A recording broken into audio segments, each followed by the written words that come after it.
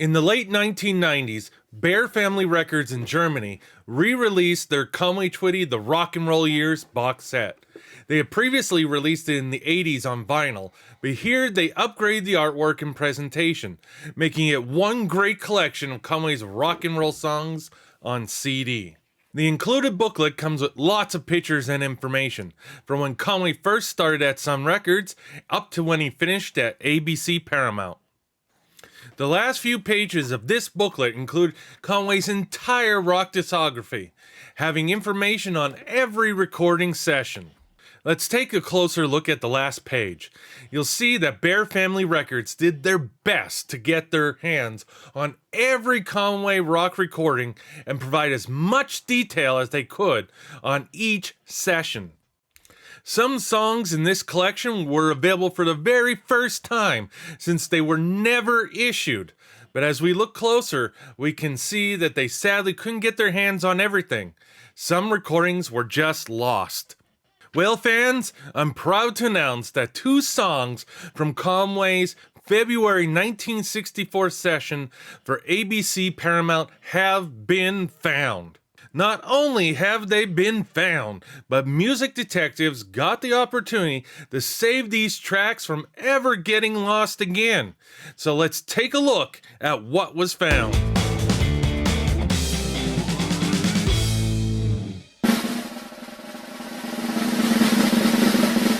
Alright, so let's jump right into it. Here it is, the record holding 2 lost Conway Twitty rock songs.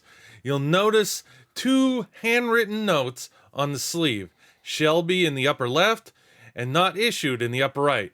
We'll get back to those details in a minute. Let's zoom on in. First, you'll notice this record doesn't say anything about ABC Paramount, but that's okay. We see this record was recorded at 45 RPM and dated February 28, 1964.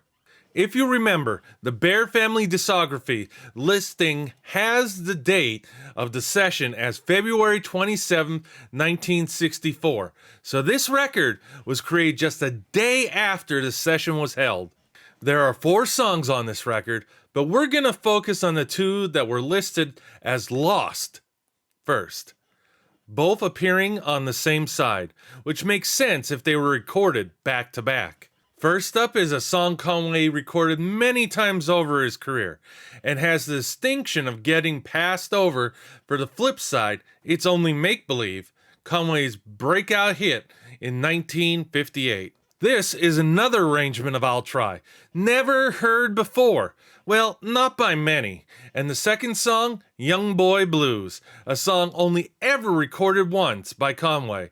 And this, my friends, is the only known copy of it. How exciting.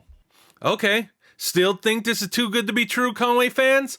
Well, let's add a little more context from what's written on the sleeve. First, it's correctly labeled as not issued, and more importantly, the other side says Shelby.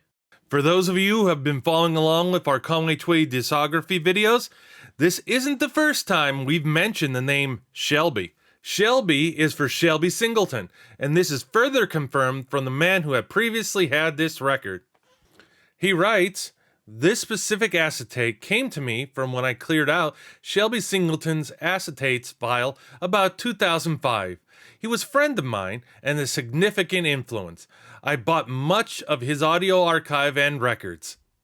Shelby died in 2009. He bought out a number of record labels and publishing, and often those labels came with studio acetates. Some issued, some not. The one you bought is one of the most significant ones musically. And he ain't lying. Also, this is a good time to mention that this isn't my record. I wish it was. It belongs to a fellow Conway fan and a fan of music detectives, Melissa. Thanks for sending it my way to get a chance to capture this record's audio for music preservation history. So who is Shelby Singleton, and why would he have this record? Well, first, there is a Conway connection. Before Conway hit it big, after he left Sun Records, he went to Mercury Records.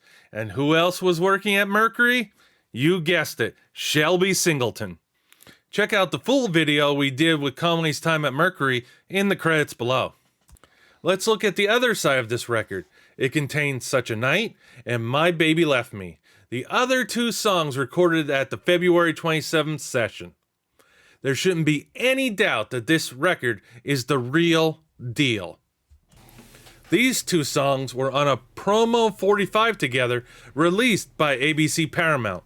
Again, you can see more about these two songs on Music Detective's ABC-Paramount episode, and we'll have a link in the description below. Let's get this sleeve off and see what this looks like. First, you'll notice the song's grooves start a little further in than a normal record. Now, this was done on purpose to protect the songs from taking damage from the edges. Also, this record is very dusty and dirty. I wonder when the last time this thing was played. If we look at the dead wax space between the last song and the label, there doesn't appear to be anything written or stamped. Okay, let's talk a little bit about that lost song, Young Boy Blues. Written by Phil Spector and Doc Pomus. If you're wondering if you may have heard this song before, you're right. This song was released by Ben E. King 3 years earlier in 1961. And it became the title of his fourth studio album. Ben rose to fame as part of the Drifters and sang lead vocals on the #1 hit, Save the Last Dance for Me, their only US #1 hit. And as a solo artist, he is best known for Stand By Me. Quick fact, Dolly Parton would cover Save the Last Dance, and Mickey Gilley would cover Stand By Me. Ah, how connected the world is. Getting back to Ben, he would take Young Boy Blues to number 66 on the Billboard charts in October of 1961. And it would only get to number 86 on the Cashbox chart in November of 1961. Well, I suppose you heard enough of me chatting about these songs. Here are the links to these songs on your screen now and in the description below. Enjoy. And special thanks to Terry, another great Conway fan, for helping us make these recordings sound spectacular. Check out the Music Detectives Music History Archive at archive.org/details/@music_detectives. We're scanning some of country music's rarest publications for future generations. Get updates through our Instagram account, Music Detective Show. And if you like what you've seen so far, don't forget to hit that like button and subscribe.